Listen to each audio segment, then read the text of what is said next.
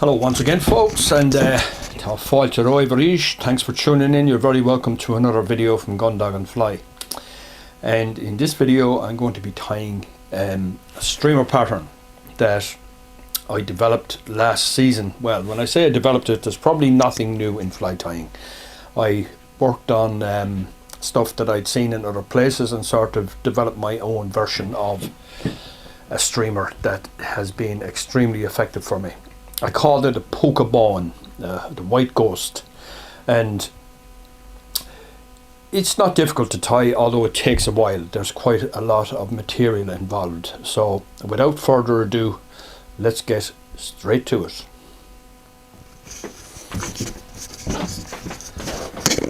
Okay, what I'm going to do here is I'm not going to show you all the materials right at the beginning because I'll probably forget some of them. So what I'm going to do is I'm going to work on the fly and talk to you about the materials as I tie it. So the first thing you're going to need is a size 6 hook. Any good quality hook, size 6. So this is going to be the back half of the fly. The fly, obviously, because it's articulated, it's hinged in the middle, so we have two hooks. This is size 6. Now, most important is that you use an appropriate tying thread or tying silk. Now in this case I'm using just a GSP or Kevlar, anything like that that's really strong, that can take some pressure because you have to haul on it at times. So I'm just going to start off here and back along. Now I like to squeeze the barbs on hooks because I release all the fish I catch, so I don't want them to come to any harm. So squeezing the barb prevents them from any undue injuries. Okay, now white marabou or white soft feathers, that's what you're going to need. Now if you want to tie it in black, off you go. This is sort of a generalized pattern, but I find the white to be extremely effective. So what we're going to do first of all is I'm going to get two there that will marry together like that. Just going to wet my fingers a little bit so I can pull them like that. That's it.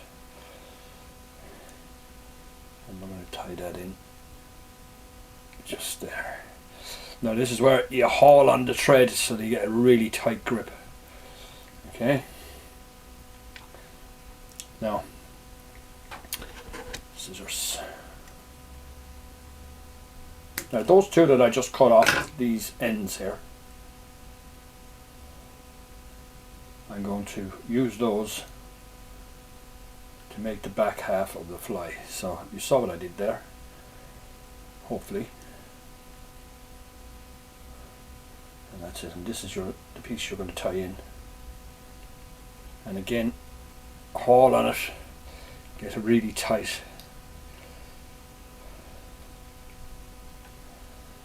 And now you want to fold this. If you slightly wet your index finger and your thumb, you'll be able to push it back just a little bit easier and wind it on.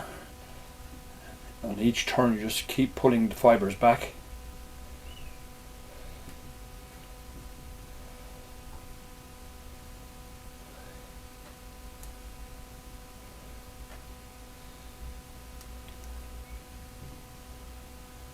Now you'll find as you get to this point that the feathers themselves, the stem or the stalk, if you want to call it, will be quite big and stiff, so you want to give that a tie in a couple of places just to make sure it doesn't break away.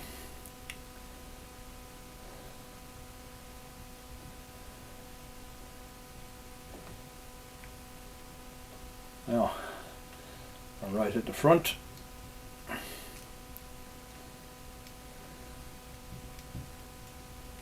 a few tight turns, trim it off. Now, and a whip finish. Now that essentially is the back half of the fly. Give it a couple of good knots. That's very simple to do for any. Oh, just made a blunder there. There we go.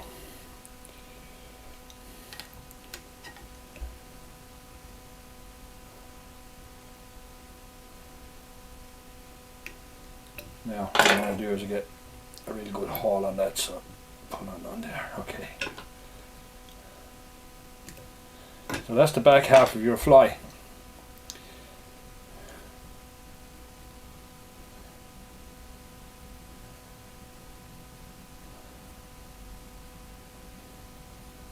You see they're real soft feathers, so they absorb water really quickly, and they're very streamlined once in the water.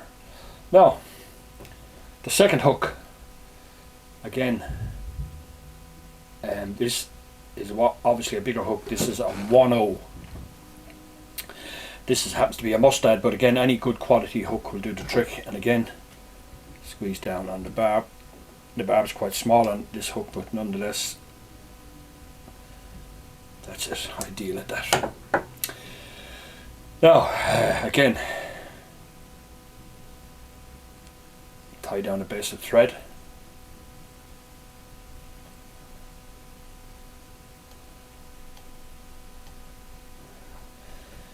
And this time now we're going to use this stuff. This is coated wire. I've tried different types. This one is what I would consider the best. It performs best anyway. So far that's the best I found, but it's quite expensive to buy, but it just has to be bought, as simple as that. So I've just cut off a little piece that length. We're going to tie that in along the shank of the hook, and now I'm really haul on that thread again, so I'm putting a lot of pressure on that thread, making sure that everything is bound down tight. And go back up and down again. Now, beads. These happen to be plastic beads. They come in a variety of different sizes. I'm going to show you the size that I find best. Now you can use different sizes, but I've found, I don't know how you'd actually measure these, but I'm going to show you the size and then you can try and figure it out for yourself. That's it. I'm going to use 2 of those. So they go on the wire. Oop. One goes across the floor. So I'll get another. So these are just a sort of a pinky colour. I don't believe the colour, well, maybe it's significant, maybe it's not. Anyway, those 2 go on the wire like that. And now the back half of the fly. Oop. Back half of the fly again goes on the wire. And now I need to bring the wire up through both beads. Little fiddly, but not that difficult. There we are.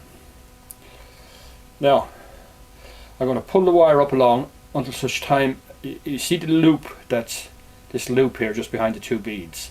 You want to leave that approximately the size of a bead. So you can see there what it's like, and again I'm tying down really firmly. I need a spare bit of wire. Cut it down. Now I'm tying down really tightly on that wire. We don't want it to slip. Now what you can do at this point,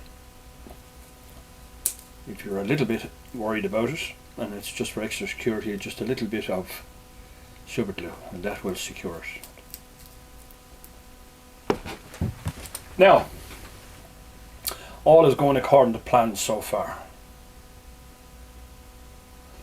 So now to cover over this, we're going to use what I call a veiling, and I'm going to use these mallard flank feathers. Now you can get these in These were taken directly from a shot duck. Not that it makes any difference, but you can buy them in a variety of different dyed colours as well, if you want to be more creative. So I've just taken out a few out of the bag here just to show you. So,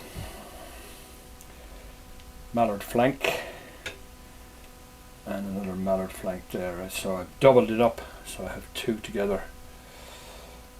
And I'll strip off all the soft downy stuff, and now I'm going to tie that in over the back like that.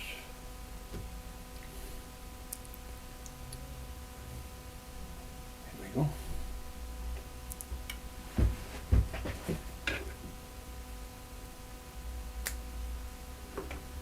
Everything's going according to plan so far.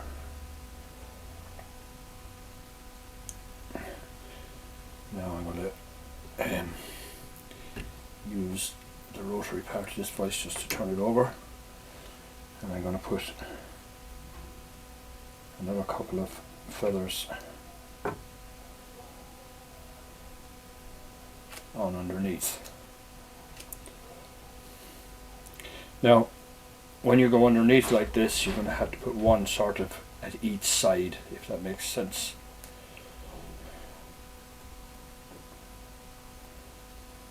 I'm going to tie one on the outside. And it's a little bit fiddly just to get it in the correct position, so you may have to fiddle and fool around for a while. That's one in position. Okay, and this one here, kind of fiddly usually, so you have to go either side of the hook.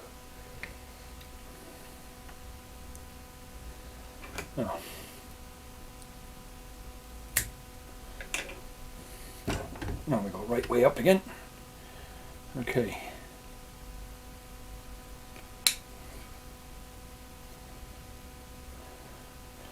Now back to our marabou feathers. So I'm going to tie this feather in by its tip.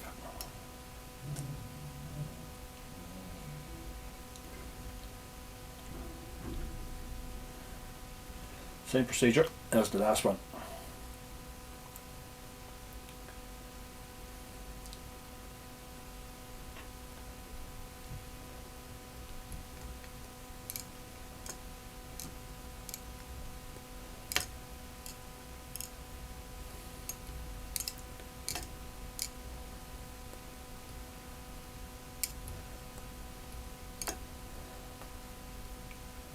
Tie that in there, and I'm going to continue up along.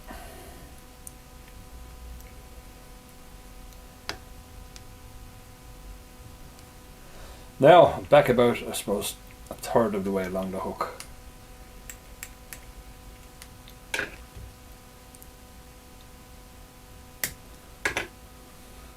Now comes the interesting bit.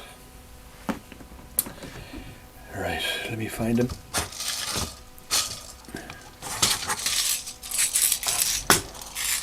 So now I'll put away these beads before they spill all over the place. Now I'm going to use dumbbell eyes. Now these come again in a variety of different sizes, different colours. So what I might do, just to give a little bit of contrast, I might use a pair of red eyes. Let me see if I have a pair of red eyes. I have, but they're a little bit big, so I'll go with just the plain silver ones, which I can touch up with a permanent marker later on. Okay, anyway, this is what they look like. Can you see that? You'll see it when it's tied in there. So you need to figure a bait around that.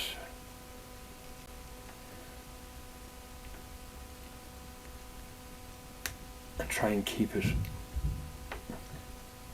square and at the right angle. Now underneath, good for you, this is where the strong thread comes in.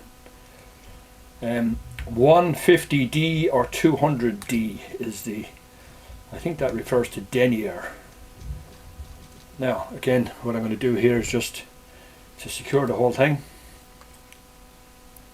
just a little drop of super glue which will find its way around that thread and lock it all into place. Don't be afraid to put on a few more turns to secure it. Now, this is the part that really makes the fly, the head, I think. This is deer hair, sort of an off-white colour. The overall impression of the fly is that it's white. So what I'm going to do here now is I'm going to pull out a bunch of that. Can you see what I've done here? I hope you can. Now,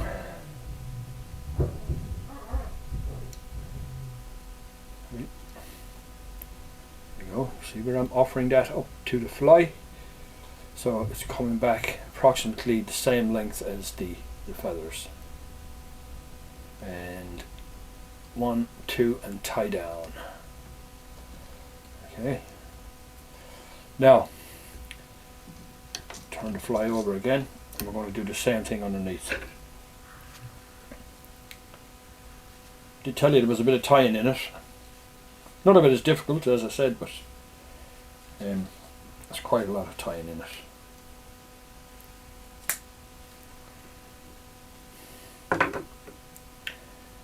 Now again, roughly the same length, back as far as the hook. And you have to put it through the bottom stuff. You have to shake it like that, a couple of turns, and then tighten down.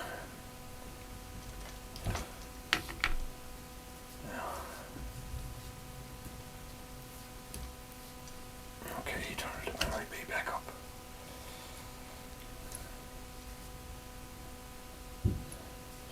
Now, we're going to try and fit a little bit more in just behind the eye here. The more deer hair on it, the better head you'll actually have.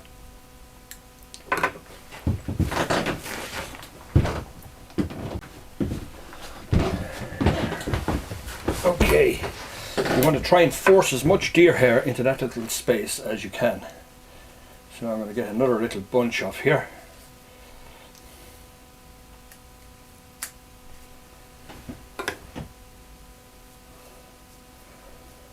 Tie that right in there behind that pair of eyes. Now, and I'm going to go back out here in front of the dumbbell eyes now. And we're going to try and get a big lump of deer hair on at the front here again.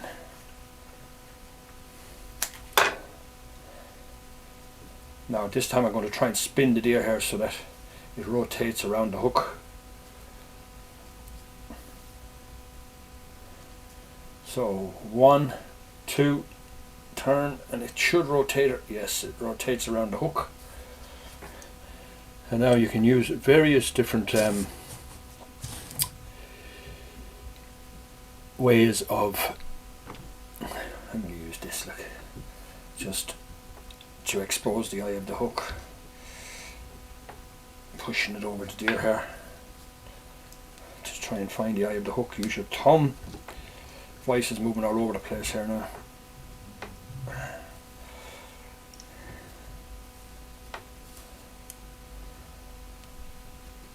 I usually tie these at my vice here on my left hand side. That's fixed. This one is this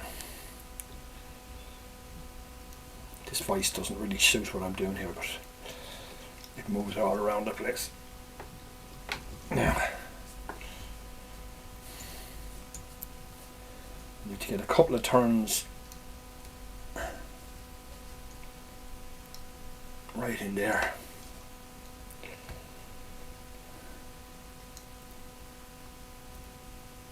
3 or 4 turns there now, and I'm pulling down on it. Now again, I'm going to use my thumb and force that deer hair back. Okay, now this is a tricky bit, trying to whip finish when you have so much stuff in the way. There we go. I've just got a half hitch to secure it for the time being. Now I'm going to try a different. I'm going to try this one this time. See, will that make any difference? Now,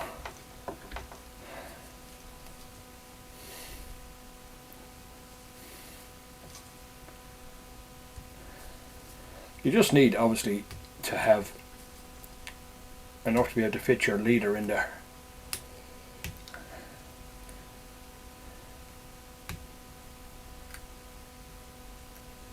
That's fine now, we're getting there. I can get another couple of knots on it, it'll be fine. There we go. Now I'm going to haul on that knot. And that will make it really secure.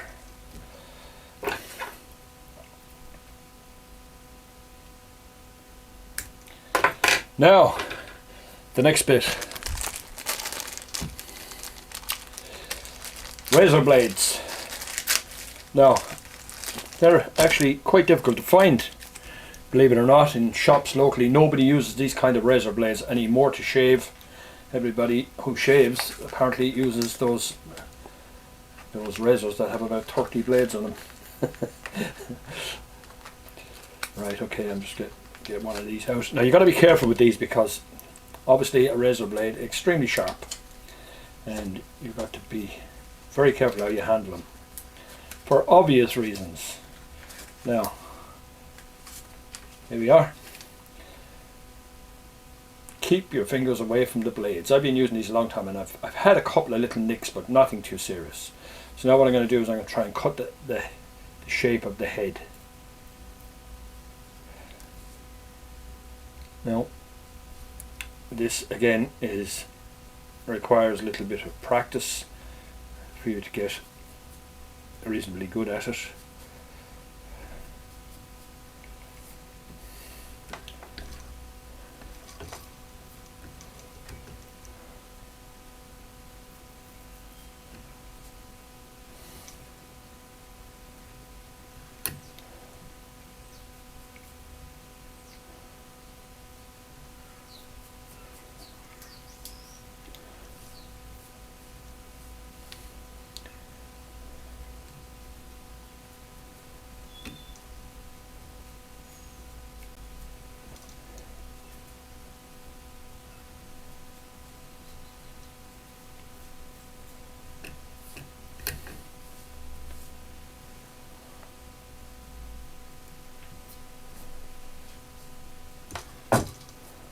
Another thing you got to be careful of too is you have to remember you've got 2 hooks here, and it's very easy to stab yourself.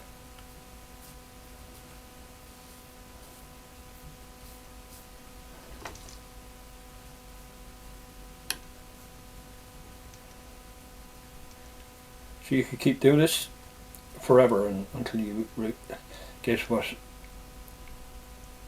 until you get perfection, if such a thing exists.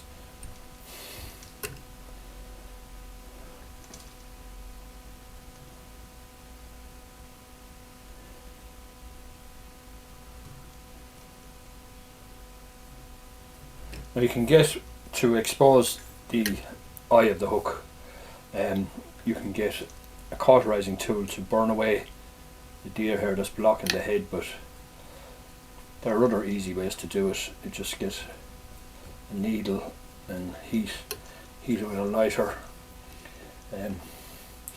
Now what I'm going to do here is I'm going to give a permanent marker on the eyes.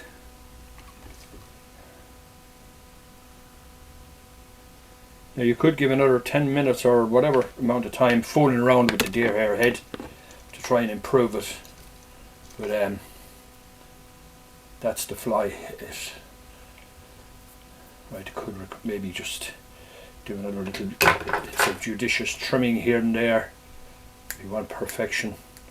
What I might do is, if my lighter is working, which I don't know if it is, just to clear the eye, I'd heat this needle here. I've run out of gas in this little lighter. I might have enough to do it. Just there we go. That'll do fine. No bother, get the leader in there now. So that's Púca Bán, an excellent first class streamer pattern. Caught my biggest trout last season on that little fly there, and give it a go and let me know how you get on with it.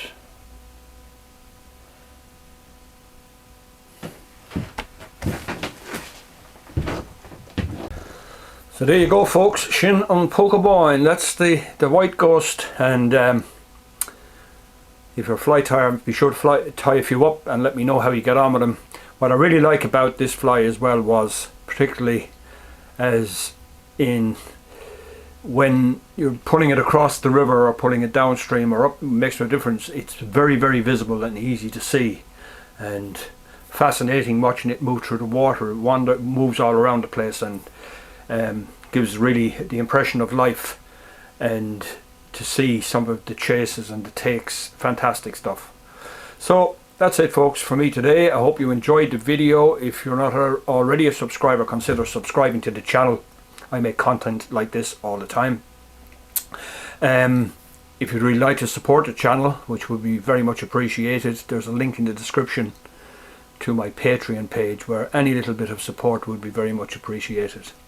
So, sinna bhfuil nuv, gur míle maithagaí asach for cholúd an ríist, agus be mé chaint ríist libh an céadúir eile. Idir an gáil in, bígí sláin. Slán go fóil.